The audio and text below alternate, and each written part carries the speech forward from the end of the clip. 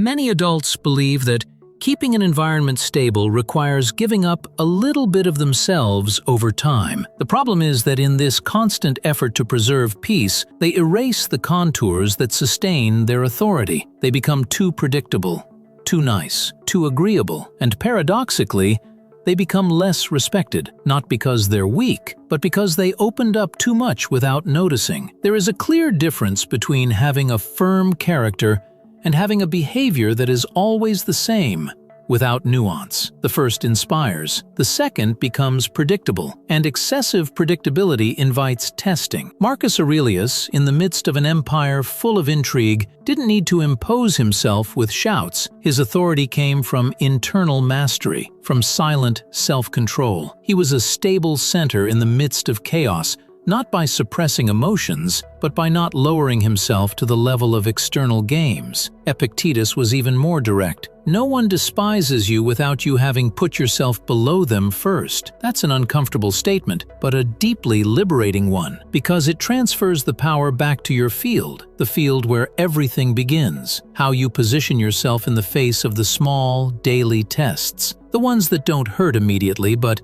if ignored, corrode your foundation. This video is about that, about seemingly harmless behaviors that, over time, destroy the perception of firmness you project. And no matter how much you know, how good your intentions are, how much you want to get it right, if these patterns continue, the respect you inspire will continue dissolving, not for lack of value, but because of excessive concession. And that is what we are going to unpack, point by point, with the help of Stoic philosophy, because dignity is not imposed, it is sustained. There is a way of losing authority that seems sensible at first glance. Explaining your decisions, trying to show you are not being unfair, that you thought it through before acting, that you have good reasons. And then, before the other person even reacts, you are already justifying yourself, not out of obligation, but out of insecurity. The intention is to avoid conflict, create understanding, build harmony. But the real effect is the opposite. You begin to look like someone who needs to defend themselves all the time, even when you are right. Someone who justifies themselves too much conveys something that cannot be hidden with words, internal doubt, and the other person feels it. They feel they can test,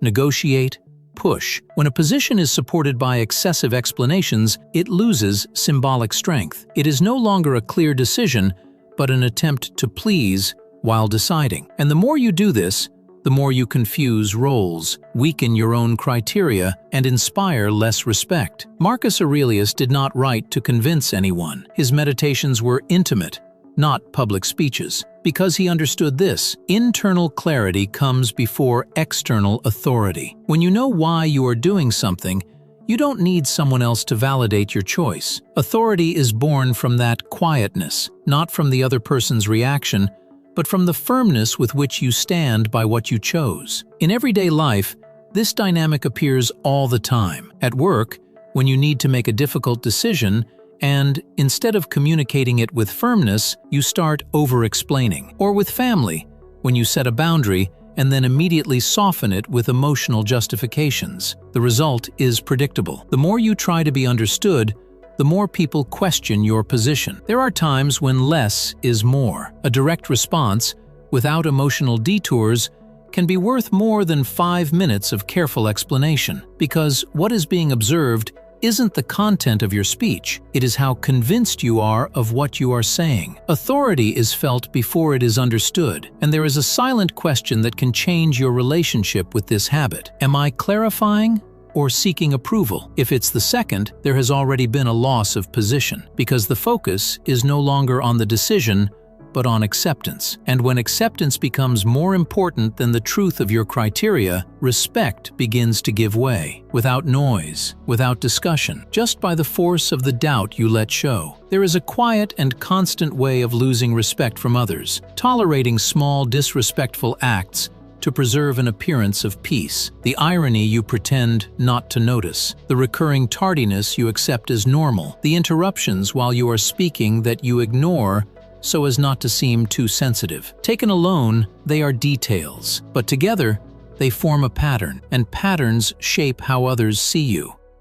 Every time you stay silent in the face of something that bothers you, a message is sent, not to the other person, but to yourself. This isn't that serious, and this is where the wear begins. Not because you lost control, but because, in trying to appear unshakable, you gave up on positioning yourself. In the long run, this choice transforms your image. You stop being someone firm and start being someone too malleable, someone whose presence can be invaded, interrupted, reorganized, without consequences. Epictetus warned about this. He didn't teach unrestricted tolerance. On the contrary, he said that accepting everything is not virtue. It is absence of criteria. It is giving up choosing where the other ends and where you begin. The true Stoic is not someone who endures everything serenely. It's someone who observes with clarity, acts with justice, and refuses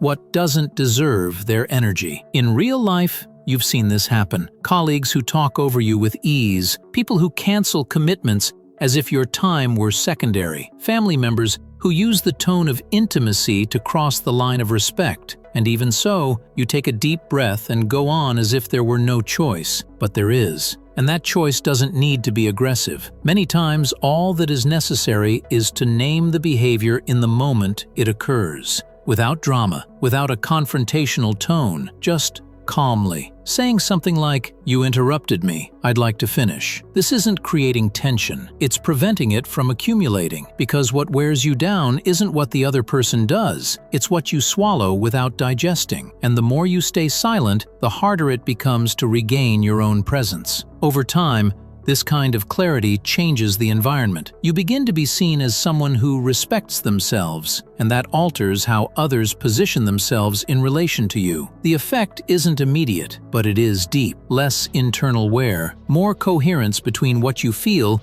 and what you communicate, and a type of respect that doesn't need to be demanded, just recognized, because it's already there, sustained by the simple fact that you stopped omitting yourself. There is a silent belief many people carry that in the face of an attack or provocation, reacting emotionally with intensity is a sign of authority, that raising your voice, asserting yourself with strong words, or showing indignation protects your position. But what happens in practice is the opposite. Intense reaction, when born from the need to defend yourself, doesn't affirm your power, it reveals that it has already been touched. True authority doesn't need spectacle. When you react with intensity, the focus shifts. It stops being about the other's error and becomes about your instability. The attention that could have been on the disrespectful act now turns to your behavior, and without noticing it, you lose control of the narrative. What could have been an opportunity to stay intact becomes a scene that will be remembered as exaggeration or lack of control. Marcus Aurelius understood this deeply. For him, anger was a leakage of power, not an expression of strength. Not because feeling anger was a problem, but because expressing it without discernment gave the other person exactly what they shouldn't have: access to your center. True authority is in keeping your own structure intact, even when the environment tries to deform it. In real life, this shows up in subtle ways. People who become easily irritated become predictable, and predictability in this context is weakness. The other person already knows where to hit you. They already know which button to push. They understand that by provoking you, you will deliver a reaction, and that changes the whole dynamic. Because now you're not the one who leads, you are the one who responds. And whoever responds too much loses the ability to guide the environment. The alternative isn't to suppress, it's to pause, create space, 30 seconds. A simple physical interval, a step back, a diverted gaze, a neutral phrase that breaks the cycle. Something like, "I'll think about this and respond later." That pause, as small as it is, has a huge impact. It returns to you what is most valuable, the chance to decide what is worth being said and what can be left unspoken. And there is a question that, when asked after any reaction, reveals much more than it seems. After this, did I feel bigger or smaller internally? This answer doesn't need to be spoken aloud, but if it is honest, it shows whether your reaction was one of authority or just an emotional reflex you no longer needed to repeat. Respect is rarely lost in an abrupt way. It's not great mistakes that destroy it, but the small patterns repeated, silent, constant, invisible to the one who practices them. An unnecessary explanation here. A tolerance disguised as balance there.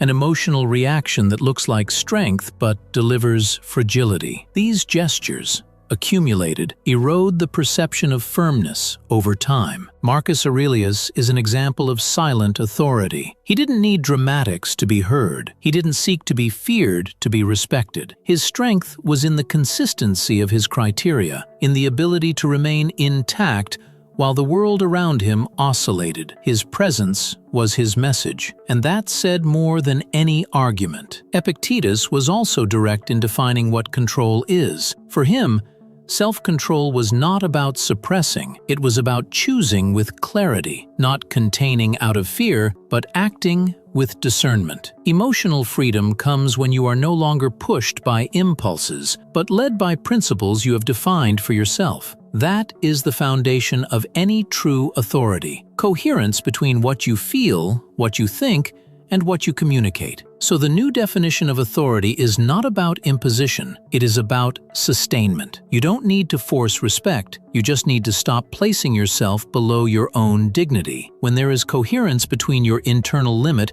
and your external action, respect adjusts naturally, and often without long conversations. The environment responds to your posture long before it responds to your words. Recovering that respect, if it has already begun to slip away, doesn't require constant confrontation. It only requires that you stop the self-erosion, that you abandon the habit of weakening yourself to maintain appearances, and that you find again, within yourself, the point of stability that doesn't need to defend, justify, or explain itself too much. Because in the end, when you stop diminishing yourself, the world has no choice but to see you differently, even in silence, even without speaking, because authority, when it is real, imposes presence before any word.